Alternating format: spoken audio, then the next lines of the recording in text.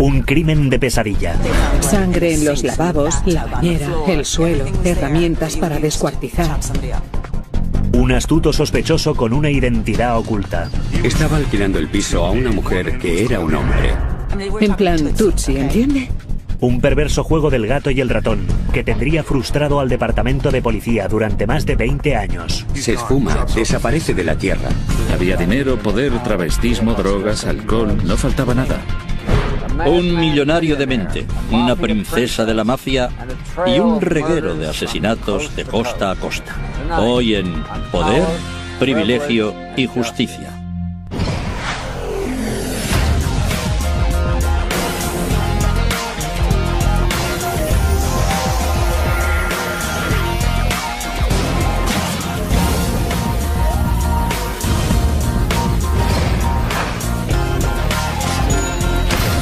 Crímenes imperfectos, ricos y famosos. Millonario en fuga.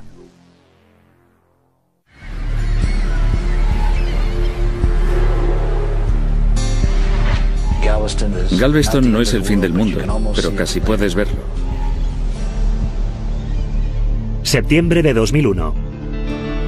Un niño y su padre están pescando en Galveston, Texas. El niño mira al agua, ve bolsas flotando, ve un torso y empieza a gritar. Ve que hay un cadáver en el agua. Avisan a la policía para que acuda al lugar. Le faltaba la cabeza. Había 3 bolsas de plástico. Una contenía 2 brazos, otra contenía una pierna y otra contenía la otra pierna.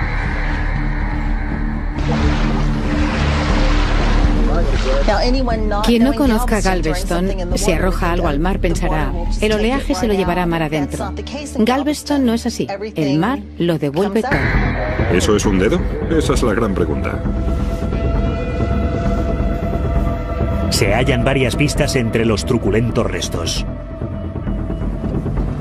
Había un recibo de una ferretería. Habían comprado tela protectora y bolsas de basura. La funda de cartón y un serrucho de $6,99. También encontraron una orden de desahucio donde aparecía el nombre de Morris Black. La orden conduce a la policía hasta un apartamento en un sórdido barrio de la ciudad. Así que llegan a la casa y revisan los cubos de basura. Había una pistola, munición, un calcetín ensangrentado y telas protectoras. Allí estaban las herramientas para poder descuartizar a una persona. Efectivamente, Morris Black, de 71 años de edad, factotum y reparador de relojes, parecía haberse esfumado sin dejar rastro. Consiguen una orden y entran en el apartamento. Lo que les sorprendió del apartamento de Morris Black es que habían lavado las paredes. Ni siquiera las huellas dactilares de Morris Black estaban allí. Pero el trabajo de limpieza era solo superficial. Esparce luminol y se enciende como un árbol de Navidad. Había sangre por toda la cocina. El rastro de sangre conduce hasta el apartamento frente al piso de Black. Había manchas de sangre en los lavabos, la bañera y el suelo. Encuentran botas ensangrentadas, un cuchillo de pelar y tela protectora. La escena es realmente siniestra, de modo que están seguros de que lo que hubiese ocurrido con Morris Black había ocurrido allí, en aquel apartamento. El apartamento está alquilado a una mujer de mediana edad, llamada Dorothy Steiner, uno de los inquilinos más extraños del casero. Se trataba de una persona que parecía un hombre con ropa de mujer. Llevaba una peluca de pésima calidad. El casero les dijo a las autoridades que era una de las mujeres más feas que había visto nunca. Aduciendo ser sordomuda, Steiner se comunica únicamente a través de la escritura. Pagó varios meses del alquiler por anticipado, mediante giro postal. En Galveston, tratándose de un cuchitril, es inusual. Ella no era de la ciudad. La policía estaba investigando para encontrar la conexión. Ningún registro indicaba que Dorothy Steiner estuviera en Galveston. Este truculento misterio azota la costa de Texas con la fuerza de un huracán. Todo el mundo quería saber cómo un desventurado factotum había terminado dentro de unas bolsas de plástico y cómo la extraña mujer del apartamento de al lado encajaba en toda la trama. Los detectives siguen una nueva pista hallada en la escena del crimen. Una tarjeta de citación de un optometrista, Robert Darst.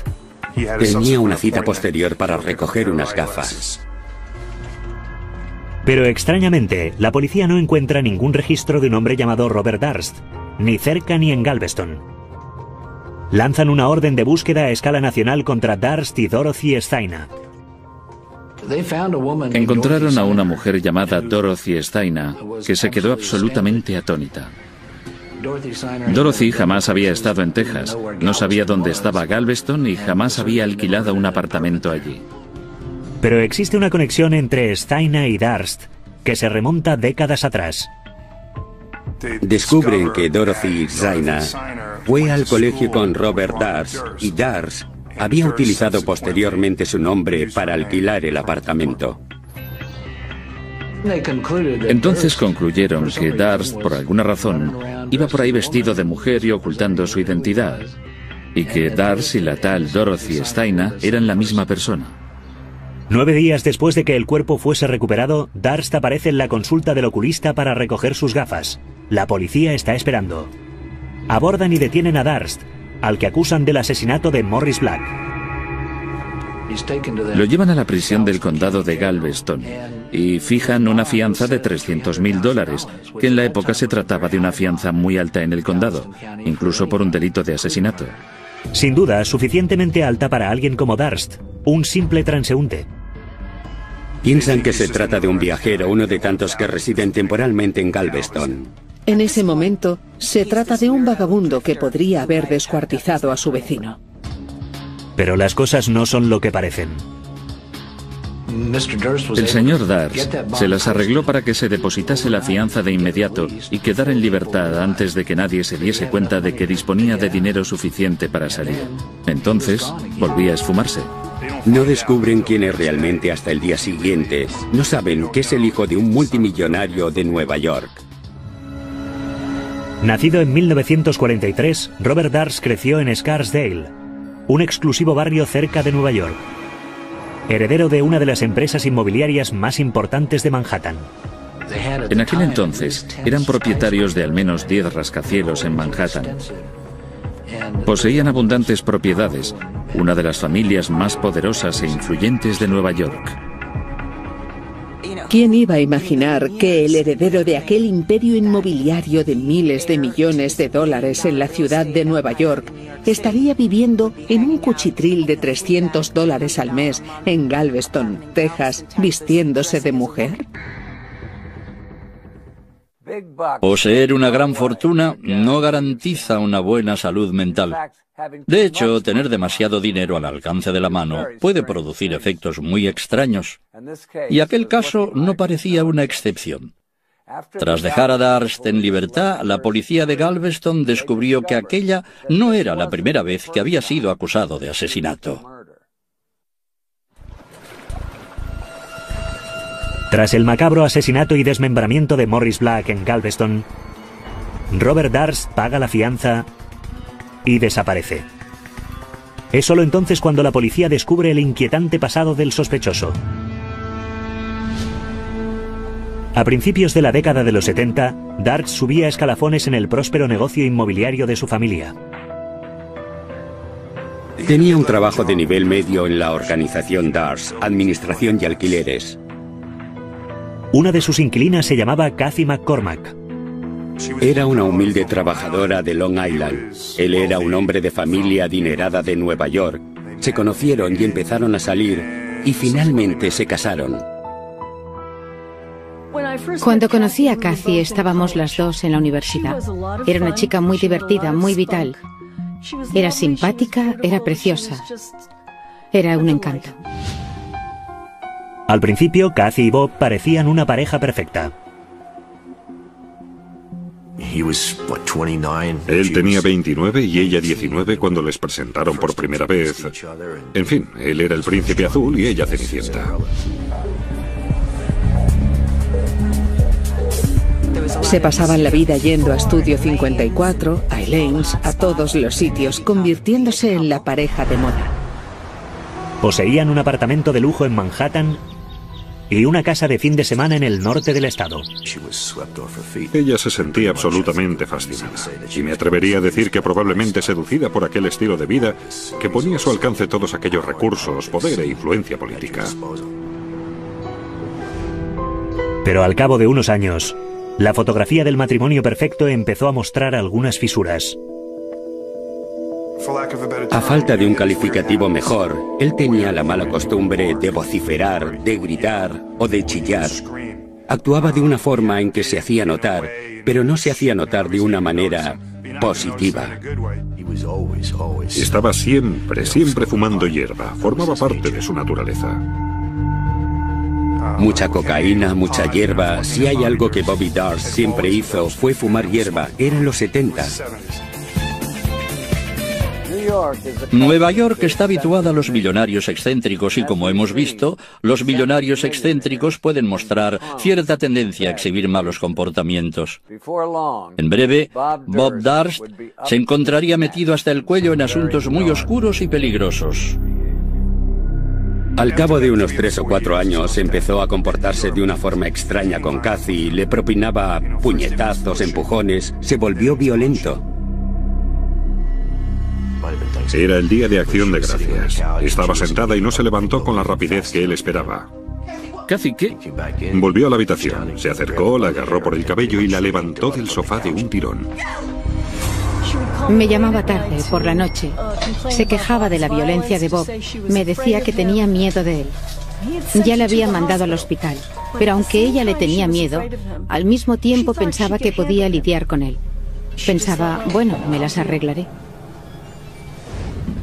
Kathy empezó a hacer su propia vida.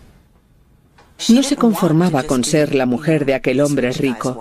Quería hacer cosas por su cuenta.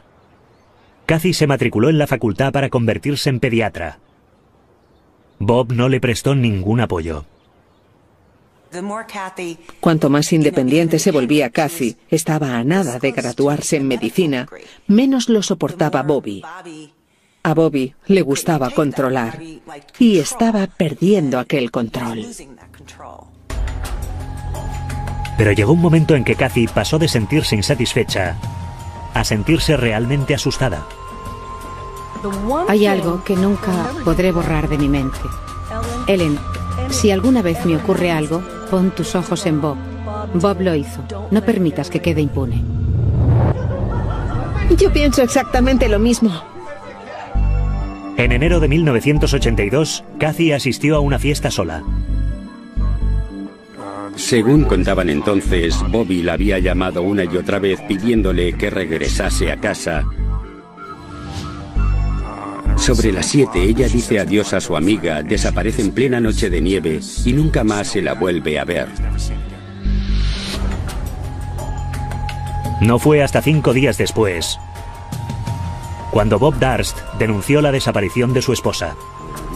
Fuimos a hospitales, comprobamos avisos de desaparecidos, de cadáveres sin identificar. Nada, cero, había desaparecido de la tierra. Posteriormente descubren que él estaba tirando sus efectos personales, estaba tirando sus libros de medicina a la basura. Aquel comportamiento no correspondía al de un hombre cuya mujer había desaparecido y él amaba. Él estaba haciendo todo lo posible por desterrarla, borrarla de su vida. La policía se entera enseguida de su comportamiento y es entonces cuando rápidamente se convierte en su primer sospechoso. Pero sin el cadáver, la policía tenía las manos atadas. Él la asesinó. La hizo desaparecer. Y nunca encontramos su cuerpo. Eso no significa que no lo hiciera él. Bobby habla con la policía, pero luego en manos de sus abogados no habla más. Desde ese momento, Darst solo se comunicó a través de una vieja amiga llamada Susan Berman. Se habían conocido años antes en la universidad, se habían hecho amigos y establecieron un vínculo que mantuvieron durante décadas. Ella intimó enormemente con Bobby, le adoraba, le consideraba su hermano. Susan siempre representó un gran apoyo para Bobby. Y aquello en realidad no cambió con la desaparición de Kathy. Susan era periodista. Era conocida principalmente por ser la hija del gángster de Las Vegas, Debbie Berman. Debbie Berman era la mano derecha de Bugsy Siegel. Había pasado mucho tiempo en la cárcel con él, así que como recompensa, Bugsy Siegel le regaló a Debbie Berman el Hotel Flamingo. Ella era la Eloís del Flamingo. Cuando entraba todo el mundo la conocía. Las bailarinas y los traficantes la conocían. Todo el mundo la saludaba y la trataban como a una pequeña princesa. Berman escribió varios libros sobre la vida en la mafia. Ella nunca reprimió sus raíces. Estaba orgullosa de ellas. Susan tenía un sentido especial y mafioso de la lealtad. Habría hecho cualquier cosa por la gente a la que era leal. Incluso podría haber ayudado a Bob a quedar impune de un asesinato. Una de las cosas extrañas que ocurrieron tras la desaparición de Kathy fue una llamada que alguien hizo al decano de la Facultad de Medicina. Una mujer que afirmaba ser Kathy Darst y que dijo: no me siento bien, no voy a la facultad. Una mujer adulta que está estudiando en la Facultad de Medicina no llama al decano y le dice: me duele el estómago. La persona que hizo aquella llamada yo creo que era Susan Berman. Susan actuó, se hizo pasar por Kathy, realizó la llamada cubriendo a Bob. Aquella no fue la única llamada telefónica que la policía investigaría. Bobby dijo que cuando Kathy había desaparecido él estaba en Connecticut, cuando los registros revelaban que una llamada a cobro revertido se había hecho desde Ship Bottom, Nueva Jersey. Ship Bottom era un lugar conocido para los investigadores. Estaba prácticamente al lado de un popular cementerio de la mafia conocido como Pine Barns. La llamada a cobro revertido iba dirigida a Susan Berman. La policía creía que Bobby había asesinado a su esposa. Pensaba que la había llevado a algún lugar próximo a Ship Bottom, bien al océano o a Pine Barns. Pero al no haber evidencias directas, al ser todo circunstancial, el caso se desvanece, igual que Bobby. Durante los 10 años siguientes, Darst estuvo en el radar de la policía. ¿Quién sabe lo que Bobby Darst está haciendo? Bobby desaparece. Está presente, pero no está presente. No solo tenía un fabuloso apartamento en la ciudad de Nueva York, poseía una casa en Connecticut y otro piso en California. Entonces, a principios de los años 90, tras la muerte de su padre, Darst reapareció e intentó tomar las riendas del imperio familiar. Se le dice que él no va a dirigir la organización Darst, que quien lo hará será su hermano menor. Estaba claro, su familia tenía miedo de él, no querían tener absolutamente nada que ver con él, ni estar cerca de él. Estaba bastante claro que Bobby era el Fredo Corleone de la familia. Aquello no le gustó nada. Pobre Bobby. Tenía que arreglárselas con los $3 millones anuales de pensión que la familia le asignó para que desapareciese. Por desgracia, una vida de lujo no era suficiente para mantenerle alejado de problemas. 17 años después del supuesto asesinato de Kathy Darst, el caso ha caído en el olvido. En el verano de 1999, José Becerra, un investigador de policía de Nueva York, recibe información de un recluso que espera conseguir una reducción carcelaria. Declaró que conocía a una chica llamada Kathy Darst, que había sido asesinada en 1982 por su marido. Dijo que su cuerpo estaba enterrado debajo de un cobertizo en la casa que poseían a la orilla de un lago en South Salem. La información resultó ser falsa, pero Becerra quedó intrigado con el caso. Había muchas cuestiones sin resolver y yo tenía una oportunidad de al menos intentar averiguar qué le había ocurrido. Era algo que yo no podía pasar por alto o ignorar. Mi corazón empezó a palpitar. Pensé que finalmente íbamos a llegar a alguna parte. Llevaba esperando muchos años y por fin iba a suceder. Consiguen órdenes de registro para revisar la vieja casa de campo. Entonces, con otros propietarios, interrogan de nuevo a la familia de Kathy y a sus amigos. De pronto todo el mundo empieza a buscar pruebas 20 años después. Vuelven a investigar sobre la fiesta en la que Kathy fue vista por última vez y consiguen nueva información sobre su estado de ánimo aquella noche. Bebió 2 botellas de vino, consumió 2 gramos de cocaína. La anfitriona cuenta a los investigadores que Kathy y Bob Darst habían mantenido varias conversaciones telefónicas acaloradas durante la fiesta. Según sus amigos, los días previos a la desaparición de Kathy habían estado llenos de problemas, particularmente por cuestiones financieras. Ella le pidió $200.000 para pagar las facturas de la universidad y tal vez para tener un poco de dinero y abrir su consulta. Él era un hombre muy rico, pero a la vez era un hombre muy tacaño. Así que a veces ella tenía que pedir dinero prestado a sus amigos. Los días previos a la desaparición de Kathy, sus amigos le decían que acabase con la relación. Sin lugar a dudas, Kathy disfrutó de todos los beneficios incluidos en el apellido Darst.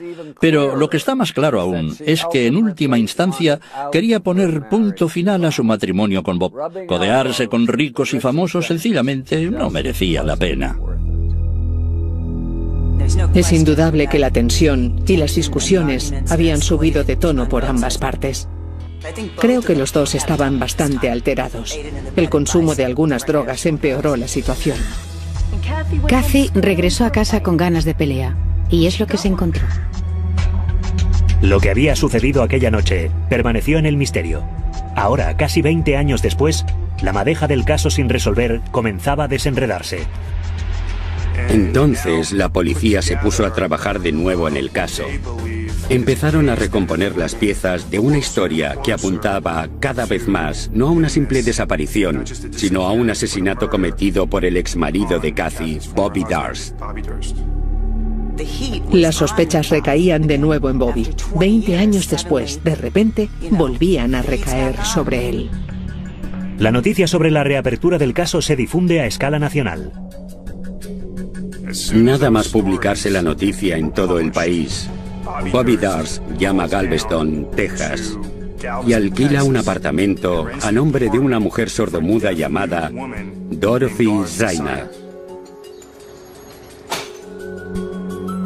La fiscalía está deseando hablar con la fiel confidente de Bobby, Susan Berman. Ella parece predispuesta a mantener una conversación sincera. Estaba arruinada. No conseguía trabajo. Su situación era muy precaria. Decía que había comprado un pollo, le había durado 2 semanas y cosas por el estilo. Y comenzó a pedirle dinero a Bobby, más que de costumbre. Darst envió a Berman un cheque por valor de $25.000. Después de la reapertura de las investigaciones, recibe otra remesa de dinero. Otros $25.000. Al mismo tiempo, la policía se pone en contacto con ella para hablar sobre lo que recordaba hacía 20 años atrás. Parece que Susan Berman estaba preparada para hablar. Había concertado entrevistas con el New York Times y con la policía de Nueva York. Susan me dijo que tenía cierta información muy importante que iba a destapar todo el asunto.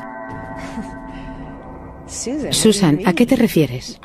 La tengo y voy a destapar todo el asunto. Recuerdo que le dije, por amor de Dios, ten mucho cuidado, por favor. Durante años y años, desde la desaparición de Kathy, Susan sostenía que Bobby no había tenido nada que ver en ello. De repente empezó a contarle a la gente otra versión y a una persona le dijo, sé que Bobby lo hizo. ¿Cómo lo sabes? Susan, ¿cómo lo sabes? Me lo dijo él. Pero Susan nunca tendría la oportunidad de contar su historia. El día de Nochebuena del año 2000, un vecino oyó ladrar sin control a los perros de Susan y avisó a la policía. La encontraron en su dormitorio con un disparo en la parte posterior del cráneo. Es imposible que Susan Berman dejase entrar a un desconocido en su casa esa noche. Le dispararon por la espalda mientras se dirigía a un cuarto situado al fondo de la casa. Tenía que confiar en esa persona. Cuando oí por primera vez lo que había pasado, me dije, sí, tenía que ser alguien que conociéramos, que ella conociese al menos. Bob Durst. Tratando de no dejar cabos sueltos, matando a su mejor amiga para salvarse a sí mismo. Hay que ser frío.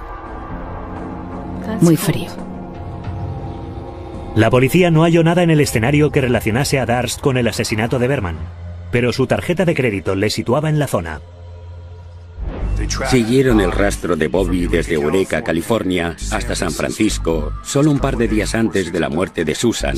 Luego alquiló un coche en San Francisco y se dirigió a Los Ángeles.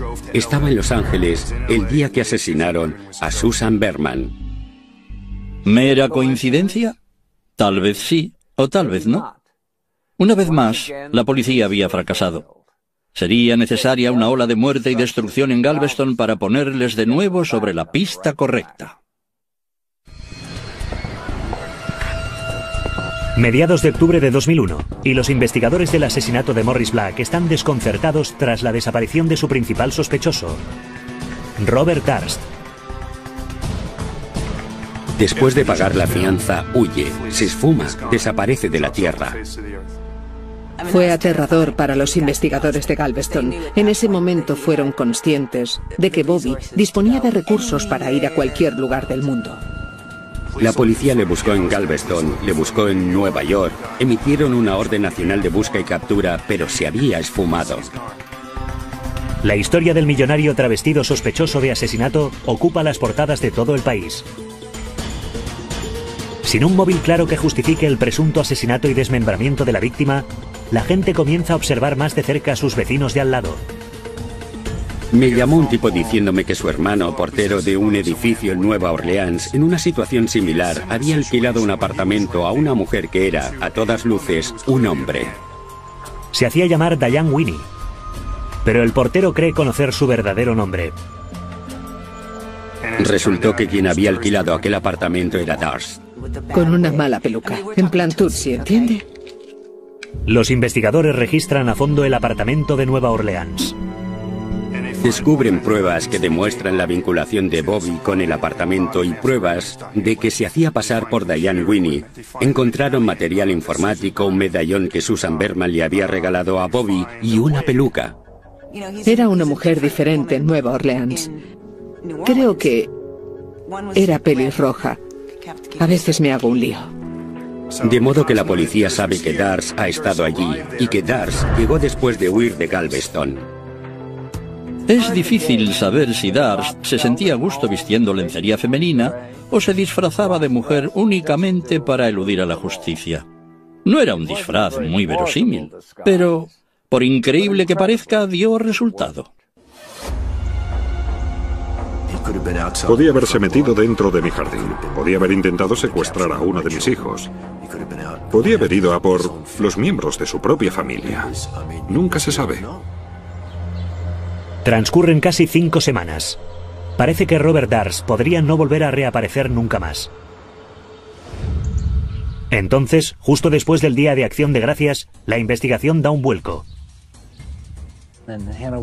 En Hanover Township, Pensilvania, las cámaras de seguridad de un exclusivo supermercado graban a un individuo merodeando en actitud sospechosa. El hombre tiene un aspecto extraño. Lleva la cabeza y las cejas afeitadas. Coge un periódico, da algunas vueltas. Luego entra en la zona de productos médicos del supermercado. Coge una caja de tiritas y saca una. El hombre se dirige entonces a los servicios. Sale con la tirita puesta en la cara. Seguidamente se dirige a la zona de productos preparados de la tienda, coge un sándwich de ensalada de pollo y se dirige hacia la puerta de salida del supermercado. El autor del hurto es detenido por un vigilante de seguridad. Llaman a la policía. Le piden la documentación. Usaba la identidad de Morris Black con su carnet de conducir. El número de seguridad social que proporciona la policía es el suyo. Los agentes verifican los datos y aparece la orden de busca y captura de Galveston, Texas. Se dan cuenta de que han capturado a Robert Darst.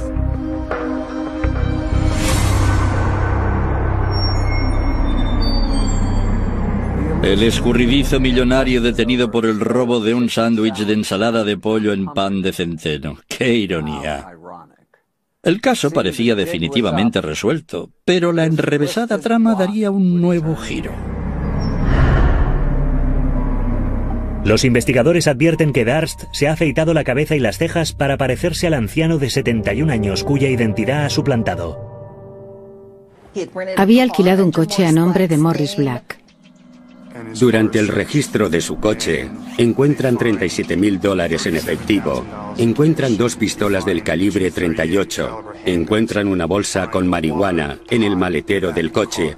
Aparte, llevaba $500 encima y le detienen por robar un sándwich de $7. Robert Darst vuelve a estar bajo custodia policial. La verdad es que pensé, bueno, todos pensamos que finalmente un triste capítulo de nuestras vidas realmente estaba a punto de concluir y cerrarse. Pensé, por fin todo ha terminado. Finalmente vamos a atraparle. Si no es por un crimen, será por otro.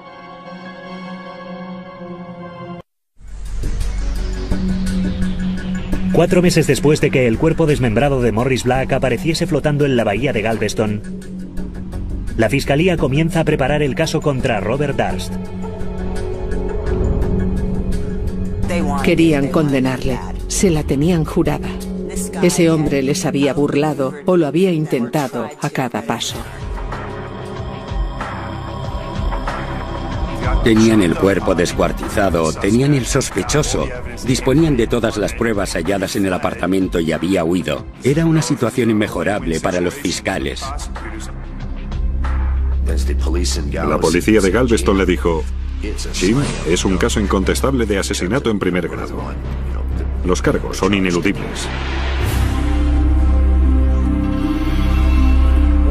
Por Galveston corría el rumor de que el notorio avaro había anticipado una suma de $2 millones para procurarse los servicios del mejor bufete de la ciudad. Sus abogados hicieron ver a los fiscales que tendrían que sacar un conejo de la chistera si querían ganar el caso. La fiscalía mandó a unos submarinistas de la policía para tratar de sacar la cabeza decapitada de Morris Black de la bahía de Galveston. Encontrar la cabeza de la víctima era esencial para averiguar los motivos y las causas de la muerte. La familia contrata a Bobby Baca, la investigadora que colaborará en la misión. Si daban con la cabeza, descubrirían que la trayectoria de la bala había sido por detrás. El mismo método utilizado con Susan Berman, un tiro en la parte posterior del cráneo. Mientras los equipos de buceo rastrean la bahía, crecen las especulaciones sobre el crimen. Darst solo era sospechoso de los asesinatos de conocidos. ¿Cuál era entonces la conexión con Black? Una de las cuestiones que no consigo quitarme de la cabeza es: ¿le conocía de antes? ¿Cómo acabó siendo vecino de ese tipo? Esos dos hombres no acabaron en Galveston, Texas, viviendo por casualidad. Las cosas no suceden así. Es evidente para mí que se conocían. Algunos investigadores sospechan que Susan Berman era el vínculo que les unía. ¿Era Morris Black miembro de la mafia? ¿Un asesino a sueldo? ¿Pertenecía a la mafia judía? Baca plantea como hipótesis que Black ayudó a Darst a matar y a deshacerse de su esposa. Creo que la desaparición de Kathy, sin dejar rastro, es muy similar a la forma en que los mafiosos se deshacen de los cadáveres. Es algo que sucede constantemente en su mundo. La búsqueda exhaustiva de la cabeza de Morris Black resulta infructuosa. Entonces el superequipo de abogados defensores suelta el bombazo. Darst admitirá haber matado a Morris Black en legítima defensa. Sí, lo descuartizó, lo mató, tiró su cuerpo a la bahía, lo hizo en defensa propia. El pobre se había sentido acosado por personas que sospechaban que había cometido otros crímenes y no podía actuar racionalmente. ¿Legítima defensa? ¿Después de cortar en pedazos a un anciano en el suelo de tu cocina? Aquello era el colmo de la imprudencia. A finales de septiembre de 2003, se inicia el juicio. Era un caso con muchos ingredientes. Había dinero, poder, travestismo, drogas, alcohol. No faltaba nada. La fiscalía abre el juicio con un golpe de efecto. Tenían las pruebas de sangre. Tenían el suelo lleno de sangre, los recibos en la bolsa y las direcciones. Tenían los miembros del cuerpo. ¿Fue un crimen planeado y calculado? Paso a paso, los fiscales relatan las terribles circunstancias del asesinato y desmembramiento de Black. La fiscalía presentó seguramente el escenario y las pruebas más horripilantes que nunca nadie haya presentado a un jurado en este país. Sostienen que una brutal paliza precipitó el asesinato de Morris Black. Hablamos de antes de que fuera desmembrado. Sufría un ataque al corazón, hematomas, los pulmones encharcados y múltiples cortes. No se puede ignorar lo que el iceberg le hizo al Titanic, ignorar lo que este hombre le hizo a Morris Black. La descripción pormenorizada de los hechos fue terrible, y en especial lo que se refiere al interminable proceso de descuartizamiento del cuerpo. Las cosas que hizo este asesino nunca podrán tener sentido. Al concluir el fiscal su exposición, el caso contra Darst parece decidido. Que intentase encubrir el crimen y quebrantase la libertad bajo fianza. Era inculpatorio, no huyes cuando eres inocente. La Fiscalía del Estado presentó un caso muy sólido, pero Bobby Darst no se daba por vencido y la defensa estaba a punto de escenificar un espectáculo que lo cambiaría todo. La fiscalía ha elaborado un caso muy sólido en el juicio contra Darst. Es el turno de la defensa, y los abogados esgrimen sus mejores armas. No juzgamos lo que Bob Darst pudo hacer después de la muerte de Morris Black. Una parte de su táctica consiste en culpar a la víctima y convertir a Darst, un supuesto asesino psicópata, en un tipo agradable. Su abogado se refería siempre a él como mi amigo Bob o el bueno de Bobby. Nunca lo llamaba señor Darst. Era su amigo Bob. Era merecedor de nuestro afecto. He visto representar este tipo de comedias infinidad de veces en un tribunal. Todo se reduce a la misma estrategia abyecta: convertir al acusado en víctima y a la víctima en un verdadero monstruo. La defensa arguye que Morris Black era una persona inestable y de mal carácter, y que Darst sufre el síndrome de Asperger, una forma leve de autismo que es el causante de su extraño comportamiento. Le hicieron subir al estrado en una maniobra genial por parte de la defensa. Él sabía que tenía que explicar por qué había descuartizado el cuerpo de un ser humano y dar a entender que no había asesinado a esa persona. Lo cierto es que bordó su papel. Darst relata al jurado que el día de autos encontró a Black en su apartamento con una pistola. Black sabía que Darst guardaba armas en su apartamento. Declaró que Black fue quien le había apuntado con una de sus armas y que los dos habían forcejeado para apoderarse de ella. Darst sostiene que el arma se disparó accidentalmente sobre la cara de Black, mientras él trataba durante el forcejeo de defenderse. Darst declaró que sintió pánico, que tenía miedo de que la policía llegara y encontrara el cuerpo en su apartamento. Se basaba en la legítima defensa. Todos sospechaban de él por los otros asesinatos. Temía que le acusaran de haber matado a Darst intencionadamente. Tengo que hacer algo, encubrirlo todo. Después de asegurar que tenía la mente nublada por las drogas y el alcohol, Darst relata con todo detalle la última frase de su atroz crimen. Recordaba solamente que nadaba en un charco de sangre. No recordaba nada más, aparte de que había desmembrado un cuerpo y que se encontraba con un cadáver en las manos. Brillante. Si alguna vez mato a alguien, querría que me representara él. El jurado se retira a deliberar durante 26 interminables horas. Cuanto más tiempo se alargaban las deliberaciones, uno se preguntaba, ¿de qué están hablando? ¿Qué se están cuestionando? Portavoz del jurado, ¿tienen el veredicto? Sí, señoría. Déselo a Lugier. Finalmente, el jurado toma una decisión. Póngase en pie el acusado. El jurado considera al acusado, Robert Darst, no culpable. Cuando leyeron el veredicto, Bobby Darst estaba más sorprendido que yo. Agradecemos al jurado su tiempo. ¿Y qué? ¿Qué puedo decir? Pensé. Ha vuelto a salirse con la suya. Estuve a punto de desplomarme. Parece algo sobrenatural. No sé cómo pudo librarse. Casi no podía reaccionar en mi incredulidad. Los agentes del Departamento de Policía de Texas nos habían convencido y reasegurado de que se trataba de un caso incuestionable.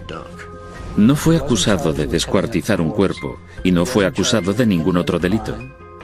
El jurado tuvo que decidir entre considerar a Darst culpable de asesinato en primer grado o inocente de todo. Esencialmente, al jurado se le inculcó la idea de que había dos tipos desequilibrados en una habitación con una pistola y que podía haber sucedido cualquier cosa, incluyendo la legítima defensa. Y de ahí ya no pudieron salir. Robert Darst cumplió menos de 3 años por tenencia de armas, quebrantamiento de libertad bajo fianza y ocultación de pruebas. En la actualidad es un hombre libre. En el año 2006, Bob Darst rompió legalmente los lazos con su familia y a cambio recibió una suma de $65 millones. Dinero más que suficiente para adquirir muchos vestidos. Ya saben, si una extraña mujer se muda de repente a su vecindario, será mejor que anden con cuidado. Dominic Dune para la televisión judicial.